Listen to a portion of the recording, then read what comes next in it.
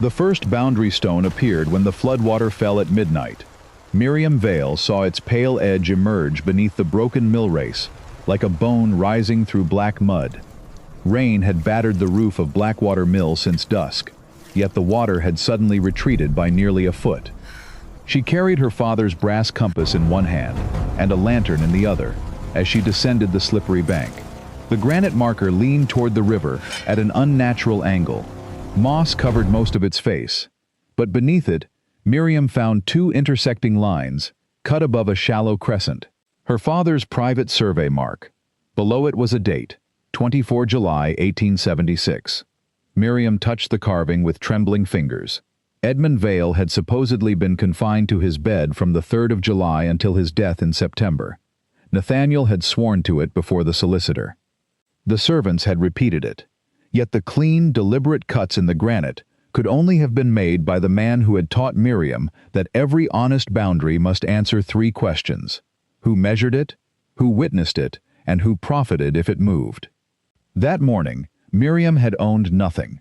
She had stood in Mr. Bellamy's office while her half-brother Nathaniel received Vale House, 4 tenant farms, her father's investments, and the surveying practice Miriam had quietly helped operate for 11 years. She had prepared field calculations, corrected gradients, and accompanied Edmund across half of North Yorkshire, always introduced as his assistant and never as his daughter. Nathaniel had never learned to level an instrument. Still, the law recognized his name and not hers. "There is one remaining matter," Mr. Bellamy had said, avoiding Miriam's eyes. "Your brother is willing to convey Blackwater Mill and 31 acres to you." Nathaniel had smiled. "Father occasionally expressed concern for your future. I believe this satisfies it." Blackwater had been abandoned for 20 years. Its wheel was split, its roof partially collapsed, and its meadows lay beneath water every autumn. The property also carried £9 in unpaid parish rates. In exchange, Miriam had been required to surrender any further claim against the estate. "You may accept £5 instead," Nathaniel had offered. It would be the sensible choice. £5 would purchase food and lodging for several weeks. Blackwater might consume everything she earned for years. But the mill stood upon land her father had surveyed repeatedly during the final months of his life. Each time Miriam asked why, he had answered only, "Water remembers the shape men force upon it." She signed the conveyance. By sunset, Nathaniel's carriage had left her beside the ruined mill, with 1 trunk, 8 shillings, her surveying tools, and no means of returning to town. Now, kneeling in the mud, Miriam set her compass upon the exposed stone. Its marked face pointed northwest, although every boundary plan in Mr. Bellamy's office showed the mill's eastern line running north by northeast. The marker had either been turned or moved. Lanterns appeared on the road above her. 3 men descended the bank, led by Sir Rowland Harbury, the neighboring landowner whose estate now claimed the ground beneath Miriam's knees. Behind him came 2 laborers carrying iron bars. "You are trespassing, Miss Vale," Rowland said. Miriam rose and placed herself between the men and the stone. "This marker bears my father's survey mark." Rowland's gaze dropped toward the carving. For one unguarded instant, his expression changed from irritation to fear. Then he pointed at the river. "Remove it," he ordered. The laborers stepped toward the boundary stone, but Miriam opened her field case and removed the measuring chain. "If you touch it," she said, "I will record its position, your names, and Sir Rowland's order to destroy it." One laborer stopped. He was young, with rain-darkened hair and a patched coat. The older man beside him tightened his grip upon the iron bar. Rowland gave a contemptuous smile. "You cannot establish a boundary with 1 displaced stone." "No, but I can establish that you removed evidence before a magistrate examined it." Miriam fixed one end of the chain against the mill's southeastern corner. She measured the distance to the stone, then took bearings from the chimney and an old ash tree on the opposite bank. Her hands shook from cold, yet each figure entered her notebook cleanly. The younger laborer lowered his bar. "I was hired to clear a channel, sir, not interfere with a marked boundary." Rowland's expression hardened. "Your name is Daniel Morrow, is it not? Your mother still rents my cottage." The warning silenced him. Miriam finished sketching the carving and its position. Roland could move the stone, but he could not erase what 3 witnesses had seen. Perhaps recognizing the danger, Roland ordered the men back to the road. "You have 7 days to leave Blackwater," he told Miriam. "After that, I shall petition for demolition. This structure threatens every farm downstream." He departed without explaining why a ruined mill on Miriam's land required his laborers at midnight. By morning, the water had risen again and covered the stone. Miriam walked 2 miles to Beckford, carrying the damp conveyance beneath her coat. The village consisted of a church, a smithy, an inn, and a row of stone cottages built along the rising road. Conversations quieted as she passed. At Fenwick's shop, she spent 3 shillings on bread, cheese, candles, lamp oil, nails, and a small square of tarred cloth. "Blackwater swallows money," Mrs. Fenwick warned, as she counted Miriam's coins. "It drowned cattle when I was a girl. Nothing useful has come from that place since." "Why was the mill abandoned?" Mrs. Fenwick glanced toward 2 farmers standing near the doorway. "The river changed." One farmer laughed. "Rivers do that." Miriam looked at his mud-stained boots, not usually in a straight line. No one answered. She returned to Blackwater with 5 shillings remaining. In daylight, the mill looked worse. Part of the western roof had fallen into the grinding room, nettles grew through the floor, and the wheel hung crooked above the race. She chose the former counting room for shelter, because its ceiling remained intact. Using the tarred cloth and salvaged boards, she covered the largest opening before another shower arrived. Her father had taught her to begin every survey from one trustworthy point. A building could be treated the same way. 1 dry room, 1 safe fire, 1 honest measurement. That afternoon, Miriam measured the mill's exterior, then its internal walls. The eastern side differed by nearly 6 feet, but collapsed machinery prevented her from determining why. At dusk, she heard water moving beneath the floor. She lifted a rotten plank beside the broken wheel shaft. Far below, a narrow brick culvert carried a strong current northward, away from the visible mill race, and directly beneath the land claimed by Sir Roland. Fixed to the culvert wall was a rusted iron plate.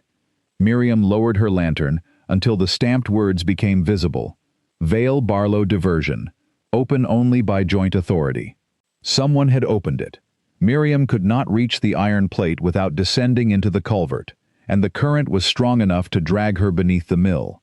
Instead, she measured the channel's width, estimated the water's speed with a wood shaving, and marked its direction in her notebook.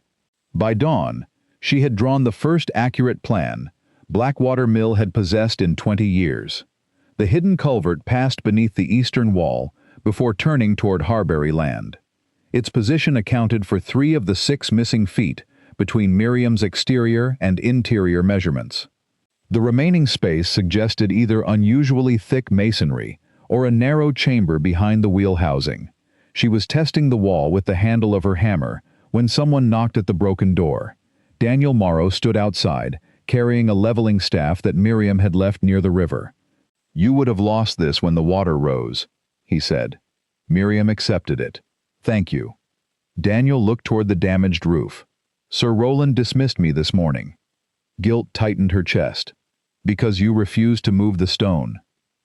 "He said there was no work for a man who questioned orders." Daniel attempted a shrug. "My mother's cottage flooded twice this month. If Harbury removes us, we have nowhere to go." Miriam showed him the plan.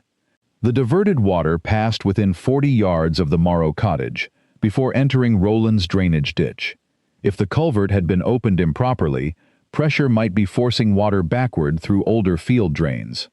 "I cannot promise this is the cause," she said, "but I can test it." Daniel held the leveling staff while Miriam set her father's instrument upon firm ground. Together they measured the fall from the mill race to the cottage garden, then from the garden to Harbury's ditch. The work took most of the morning. The figures confirmed her suspicion. Water should have drained away from the cottage. Instead, the artificially raised ditch was sending it back toward Beckford. Miriam found a small inspection gate beneath brambles near the mill's western bank. Its timber boards had warped, but the lifting chain remained usable. With Daniel's help, she raised the gate 4 inches. Muddy water rushed into an older channel, leading safely toward an empty meadow. By afternoon, the standing water around Mrs. Morrow's cottage had begun to fall. Daniel returned carrying tools, 2 roof slates, and a basket from his mother, containing potatoes and a jar of dripping. "She says this is not charity," he told Miriam. "It is payment for keeping water from her kitchen." They spent the remaining daylight making the counting room weatherproof. Daniel replaced broken slates, while Miriam cleared the fireplace and repaired the window shutter. It was not a home, but by nightfall, the room was dry, the hearth drew properly, and a pot of potatoes simmered over the first safe fire Blackwater had seen in years. While removing loose plaster beside the fireplace, Miriam uncovered a series of shallow horizontal cuts in the stone. They resembled ordinary mason's marks until she measured the intervals. Each line represented exactly 6 inches of elevation. Beside the highest mark were the initials AB, followed by the same intersecting lines and crescent carved upon the submerged boundary stone. At the base of the wall, a brass peg had been driven into the masonry. Miriam cleaned it carefully. Stamped around its edge were the words, "Beckford Water Trust, permanent datum, 1849. Blackwater Mill had not merely controlled its own water. It had once measured the water belonging to the entire parish. Miriam copied every word from the brass peg before walking to Beckford's parish church the following morning. The parish clerk, Mr. Alden, was reluctant to admit her to the record room. Sir Rowland served as a churchwarden, and Miriam's reputation had already preceded her. Only when she showed Alden the measurements proving that redirected water threatened village cottages did he unlock the cabinets. The Beckford Water Trust appeared first in an index dated 1849. Its founding papers should have occupied volume 12, but that book was missing. "Removed for repair," Alden said. "When?" He examined the withdrawal register. 8 years ago. By whom? The space beside the date had been scraped until the paper was nearly transparent. Miriam spent 3 hours comparing tithe maps, rate books, and drainage accounts. The current parish map showed Blackwater's eastern boundary, following the modern river. An earlier copy placed the boundary 63 yards farther east, exactly where the submerged stone would have stood before being moved. More importantly, the river itself had not changed naturally. A straight channel had been cut across the old bend sometime after 1868. Sir Rowland's estate had gained the enclosed ground. Blackwater had gained the flood. Inside a bundle of churchwarden's accounts, Miriam found an invoice for iron plates, measuring pegs, and 4 joint control gates commissioned in 1849. The payment had been made to Agnes Barlow, the widowed mill owner, for constructing a common system for the protection of Beckford's lower farms. Agnes Barlow was the meaning of AB. A handwritten note beneath the invoice stated that a duplicate trust plan had been sealed within the mill beside its permanent datum, beyond injury from water or fire. Miriam returned to Blackwater in rain. Daniel had cleared fallen beams from the grinding room, but one roof brace had split during the night. A carpenter from Beckford estimated that temporary support and timber would cost 14 shillings. Miriam possessed 5. She paid 4 shillings for 2 used beams and promised the carpenter the remainder within a fortnight. Daniel helped raise them, but the work consumed the entire afternoon. By dusk, the western roof was safer, though Miriam's hands were blistered, and only 1 shilling remained for food and lamp oil. Restoration was not a miracle. It was a sequence of choices about which disaster must be prevented first. As they finished, a solicitor's clerk arrived from Harbury Hall. He delivered notice that Sir Rowland intended to seek an injunction, declaring the mill structurally dangerous, and authorizing him to close every connected watercourse. Attached was an offer to purchase Blackwater for £30. Daniel stared at the figure. "That would give you a clean beginning." "No," Miriam said. "It would give Sir Rowland a clean ending." After he left, she examined the wall beside the brass datum. The elevation cuts did more than record water height. Their intervals formed a descending sequence: 6 inches, 6 inches, 9 inches, then 3. Her father had taught her to recognize such field codes. They were instructions. Miriam pressed the brass peg inward, lifted it 9 inches, and turned it 3 degrees clockwise. Something released behind the masonry. A vertical crack appeared in the plaster, outlining a door scarcely wider than her shoulders. Cold air flowed through it, carrying the smell of iron, old paper, and river stone. Before Miriam could open it, Daniel pointed toward the road.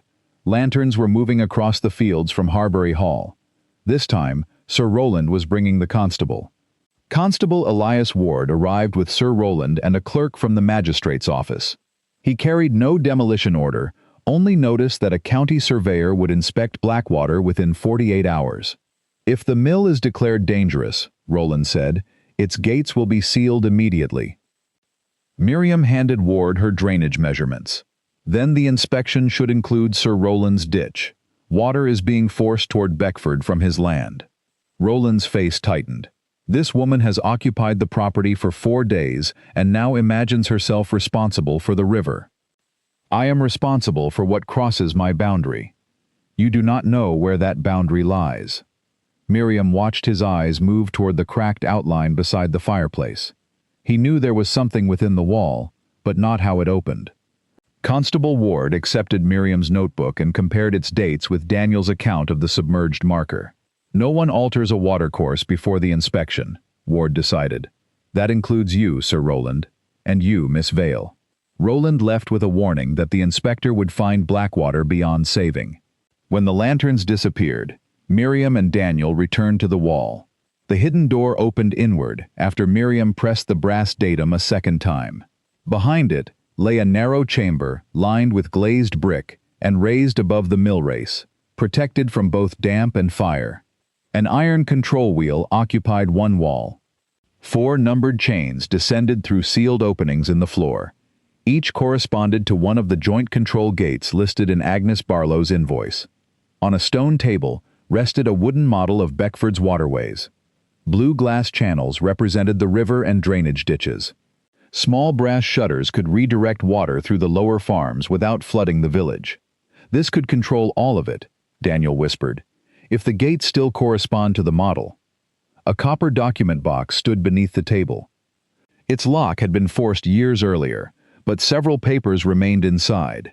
Miriam found maintenance tables signed by Agnes Barlow, lists of farms entitled to water, and a partial trust agreement granting Blackwater's owner responsibility for operating the system. The final schedule, where the trust boundaries and ownership conditions should have appeared, had been cut away. Someone had removed the very page needed to prove the trust's legal reach. Beneath the papers lay a narrow tin cylinder, sealed with dark green wax. Miriam recognized her father's intersecting lines and crescent pressed into it. Inside was a field sheet, dated 24 July 1876. Edmund Vale had measured 4 original boundary stones that night. His figures showed that 3 had been moved eastward by almost identical distances. Only the submerged stone remained near its proper position. On the reverse, he had written, "Miriam will understand the marks." The missing schedule was divided for safety. One portion remains within Agnes Barlow's mechanism. The other was placed where neither Vale nor Harbury may claim it alone. Below the message were 3 references: B12, F73, St. Anne's. Miriam knew the first 2 resembled a volume and folio number, but Beckford had no church named St. Anne's. Daniel moved closer to the control wheel. Fresh grease shone around its central shaft. "This mechanism has been used recently." A wet footprint marked the dust beneath it. Then another. The prints crossed the chamber and ended at the opposite wall, where a narrow iron hatch stood partly open. Someone had entered from the culvert while Miriam and Daniel were speaking, and the tin cylinder's broken wax was still soft. Miriam pulled the iron hatch fully open. Beyond it, a narrow passage descended toward the culvert. The intruder's lantern had vanished, but water dripped from fresh boot marks upon the steps. Daniel started after him. "Wait." A chain rattled beneath the control wheel. On Agnes Barlow's model, 4 brass shutters represented the gates. The 3rd shutter had been forced completely open, directing the river into Harbury's raised ditch. If the real gate matched the model, water would soon reverse through the village drains. The intruder had not entered merely to examine the cylinder. He had altered the mechanism. Miriam heard the distant church bell strike 10. The county inspector was expected at noon. By then, Beckford's lower cottages could be flooded, and Blackwater would be blamed. "We can catch him," Daniel urged. "Not before the water reaches your mother." Miriam closed the hatch and studied the elevation tables. Agnes had designed an emergency outlet through Blackwater's old mill pond. Opening it would draw water away from Beckford, but the pond's retaining bank had not been maintained for decades. The resulting pressure could damage Miriam's land and the mill's foundation. It would also mean disobeying Constable Ward's order. Miriam placed her father's field sheet inside her coat and returned the remaining documents to the copper box. "Take these to the counting room," she said. "Keep them dry." She released the locking pin on the fourth chain. Nothing moved. Rust held the mechanism fast. Daniel braced himself against the wheel beside her. Together they forced it a quarter turn. Metal groaned beneath the floor. Miriam's blistered palm split open, but she did not release her grip. The emergency gate rose. Water thundered through the western channel. The floor shook as the abandoned mill pond filled for the first time in 20 years. Outside, the river level began dropping, but muddy water spread across Miriam's lower meadow. A section of the old retaining bank collapsed. The surge struck the mill's western foundation and tore away several yards of masonry. One of the new support beams fell with the roof above it. 14 shillings of work disappeared in seconds. Miriam and Daniel escaped through the grinding room as part of the wall crashed into the water. They reached Beckford before noon. The drains around the Morrow cottage were flowing freely. Villagers gathered along the road, watching the water recede from their doorsteps. Mrs. Morrow took Miriam's bleeding hand and wrapped it in a clean strip of linen. "You saved our homes," she said. Sir Rowland arrived with the county inspector and Constable Ward moments later. At Blackwater, the inspector found the opened emergency channel, damaged foundation, and partially collapsed wall. He listened to Miriam's explanation, but could not ignore the order she had broken. "Until the magistrate reviews this matter, the control mechanism must be sealed," he said. "No one is to enter the mill without permission." Ward fixed a lock and official seal across the main door. Rowland stood beside Miriam as the others departed. His boots were polished and dry, but a line of culvert mud marked the hem of his clerk's trousers. "You sacrificed your property for people who will forget your name by Christmas," Rowland murmured. Miriam looked toward Beckford, where villagers were clearing mud from one another's paths. "My name has been forgotten before." A carriage approached along the road. Nathaniel stepped down, carrying a leather case bearing their father's old surveying seal. "I have come," he announced, "to prove that Miriam forged every mark she claims our father made." Nathaniel opened the leather case before Constable Ward. Inside lay Edmund Vale's brass seal, several signed surveys, and the field notebook Miriam had used during her final year in her father's office. "My sister had unrestricted access to these," Nathaniel said. "She knew his symbols and imitated his hand." Miriam examined the seal. Its edge bore the intersecting lines and crescent. Her father had used that device on formal plans, though he had varied it slightly when marking stones in the field. Nathaniel understood that few others could recognize the difference. At the magistrate's hearing the following morning, he produced statements from Edmund's physician and 2 household servants, declaring that their father had been unable to leave Vale House on 24 July. Miriam testified that the submerged marker carried fresh work and that Edmund's field sheet matched measurements she had independently confirmed. "Where is this field sheet?" the magistrate asked. She removed it from her coat. The paper survived, but alone it proved little. Her strongest evidence remained in the copper box inside Blackwater. Constable Ward escorted the magistrate, Miriam, Nathaniel, and Sir Rowland to the mill. The official seal across the main door was unbroken. When Ward opened it, they found the counting room disturbed. The copper box was gone. The concealed stone chamber still contained Agnes Barlow's wooden model, but every trust paper had disappeared. The iron hatch leading to the culvert stood open. "Convenient," Nathaniel said. "The documents supporting Miriam's claim vanish before anyone else can examine them." Daniel described the wet footprints and the mud on Rowland's clerk, but Rowland replied that dozens of estate workers wore identical boots. Then Mr. Alden arrived, carrying the long-missing Volume 12 from the parish records. It had been delivered anonymously to the church that morning. A document inside stated that the Beckford Water Trust had been dissolved in 1868 and all authority transferred to the Harbury estate. The signature appeared to belong to Edmund Vale. Miriam saw uneven spacing in the boundary description and ink darker than the surrounding text. She requested time to compare it with the registry copy referenced by her father. Sir Rowland objected. There may be no such copy. Blackwater is failing now. The magistrate granted Rowland temporary authority over the waterways and ordered Miriam to leave the mill until a formal hearing in 10 days. Unless she produced independent proof of the trust, Blackwater could be condemned and its eastern land absorbed into Harbury's estate to finance demolition. Outside, Nathaniel offered her £10 to abandon the dispute.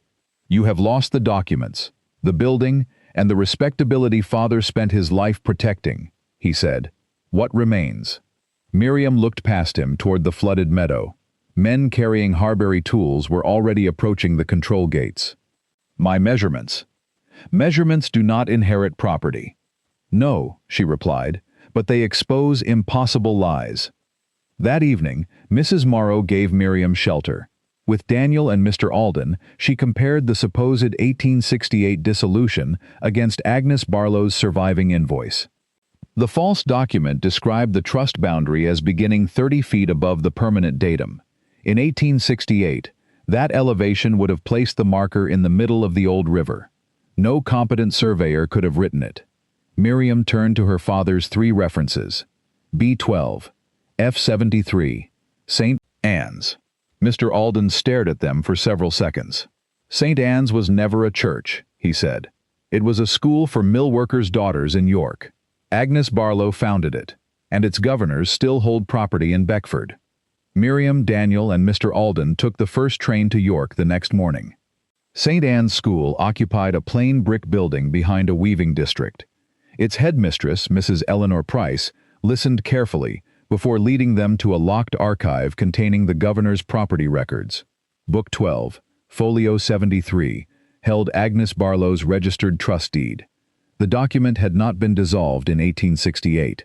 Agnes had granted St. Anne's joint authority over Blackwater's water system, so that no private landowner could seize it. The mill's custodian was required to maintain 4 floodgates, protect Beckford's farms, and pay half the restored mill's annual profit toward educating mill workers' daughters. In return, Blackwater possessed permanent water rights, drainage easements across neighboring estates, and 18 acres east of the modern river, land now occupied by Harbury's profitable timber yard. Attached plans recorded the original positions of all 4 boundary stones. Miriam's measurements matched them. The deed also described Agnes's invention, a balanced gate system that used water pressure to regulate itself during storms. Properly restored, it could protect Beckford while providing enough power to operate the mill for most of the year. Blackwater was not a worthless ruin. It was the neglected center of a public water network and a viable source of income. Mrs. Price opened a second packet deposited only 3 weeks earlier. Inside was Edmund Vale's sworn declaration. He wrote that Sir Rowland had asked him to certify the altered river as a natural change. Nathaniel had urged him to accept, fearing the loss of Harbury's business. Edmund refused, secretly remeasured the stones on 24 July, and restored the only marker he could reach without being observed.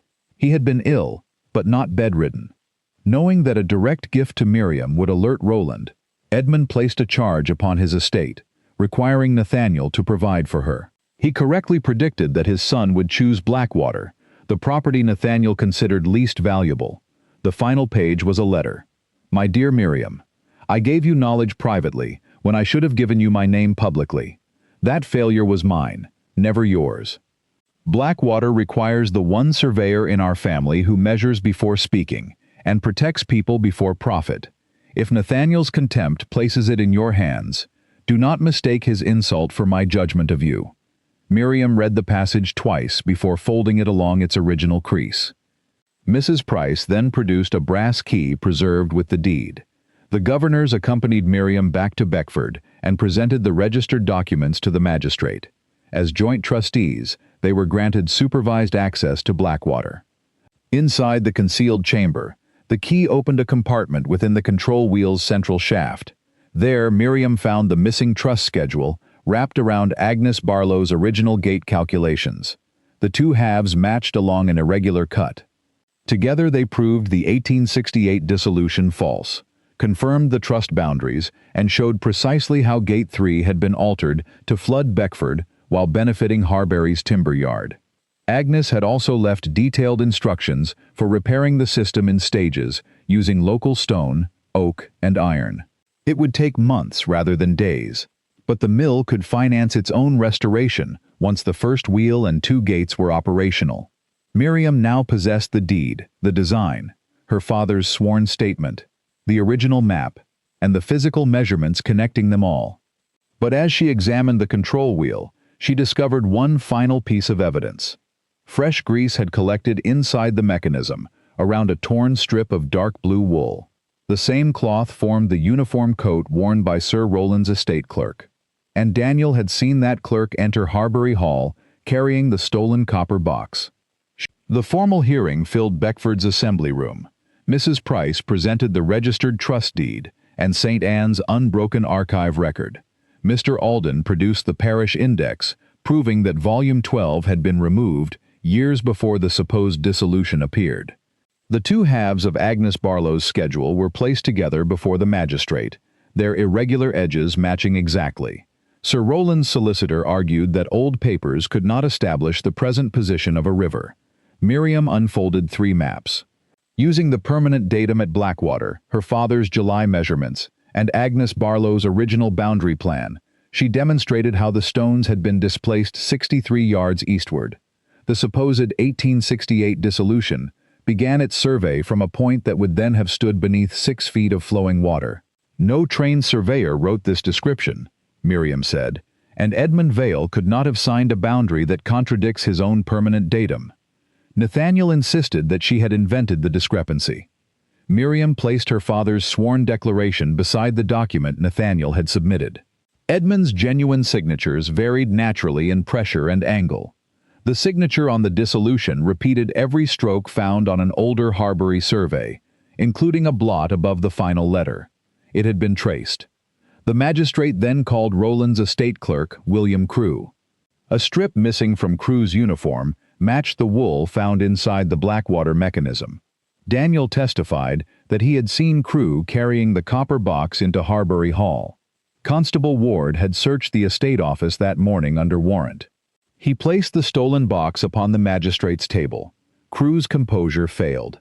Faced with charges of theft, interference with a public watercourse, and endangering occupied cottages, he admitted entering Blackwater through the culvert. Sir Rowland had ordered him to open Gate 3, steal the trust papers, and return Volume 12 after inserting the false dissolution. Rowland rose angrily. "You cannot accept a servant's word against mine." It was the mistake of a man who had always believed rank outweighed evidence. Crewe produced Rowland's written instructions, which he had kept as protection against being blamed alone. The paper specified the night, the gate, and the payment Crewe would receive after Blackwater's demolition. The magistrate immediately revoked Rowland's temporary authority. Control of the waterways returned jointly to Miriam and St. Anne's governors. An injunction prevented Harbury from cutting timber, moving markers, or entering the disputed 18 acres. Rowland was ordered to answer separate proceedings for fraud, theft, unlawful diversion, and damage caused to Beckford. His estate would also be liable for restoring the boundary and compensating affected tenants. Nathaniel was not charged with entering the mill, but Edmund's declaration proved that he had pressured their father and knowingly supported Rowland's false claim. The magistrate referred his conduct to the professional body overseeing his surveying practice and ordered him to surrender all Edmund Vale's field records. Outside the assembly room, Nathaniel approached Miriam. "I did not know Rowland would flood the village," he said. "You knew he intended to erase the truth." He lowered his eyes, but Miriam offered neither comfort nor easy forgiveness. When she returned to Blackwater, Constable Ward removed the official seal from the door. Daniel, Mrs. Morrow, Mr. Alden, and several farmers waited beside the damaged mill. Not everyone welcomed her. One farmer muttered that a lawful ruin remained a ruin. Miriam did not argue. She placed her father's compass upon the restored boundary stone and took the first bearing for Blackwater's reconstruction. This time, the entire village watched her name enter the survey book as Miriam Vale, custodian of the Beckford Water Trust. Blackwater was not restored in a week, nor even in a season. Before winter, Miriam used the compensation ordered from the Harbury estate to stabilize the western foundation and rebuild the failed retaining bank. St. Anne's governors provided a modest loan for timber and iron, secured against future milling income rather than Miriam's home. Daniel became the trust's paid gatekeeper. Under Miriam's direction, local masons repaired the channels one section at a time. Gate 3 was removed, rebuilt to Agnes Barlow's specifications, and fitted with a lock requiring keys held separately by Blackwater and St. Anne's. By February, water no longer backed into Beckford's lower cottages. By April, the eastern boundary had been legally restored. Harbury's timber yard surrendered the 18 acres it had occupied, and the trust leased part of the ground back under strict drainage conditions. The rent paid the final balance owed to Blackwater's carpenter. Sir Roland was convicted of falsifying parish records and unlawfully interfering with the watercourse. He avoided imprisonment, but paid substantial fines, lost his position as churchwarden, and was required to compensate every tenant whose property had flooded. William Crewe received a lesser sentence after returning the stolen papers and testifying fully. Nathaniel's professional license was suspended. He surrendered Edmund's notebooks and surveying instruments to Miriam, along with the fees the Vale practice had earned from work she had completed without recognition. He wrote twice asking to visit Blackwater. Miriam answered once. She told him that forgiveness could not precede restitution, and kinship could not exist where truth remained negotiable. She did not close the door forever, but neither did she open it merely because he was lonely outside it. The repaired mill wheel first turned in June. Half of Beckford gathered along the bank to watch. Water entered the restored race, pressed against the oak paddles, and slowly moved the great wheel through one complete revolution. Gears that had stood silent for 2 decades began carrying power into the grinding room. By harvest, Blackwater was milling oats and barley from 12 farms. Its charges were lower than those of the distant commercial mill, while still providing enough income to maintain the gates, repay St. Anne's loan, and support Miriam comfortably. The farmer who had called it a lawful ruin became a customer, though never an admirer. Miriam considered that honest enough. Mrs. Morrow managed the mill accounts 3 mornings each week. Daniel supervised repairs and trained 2 apprentices from Beckford.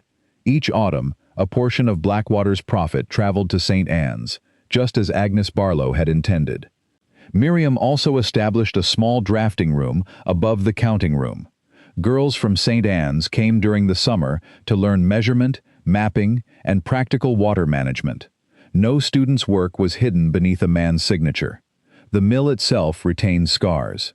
Several exterior stones were darker where the wall had been rebuilt, and one section of roof remained covered with inexpensive slate. Miriam refused to disguise those differences.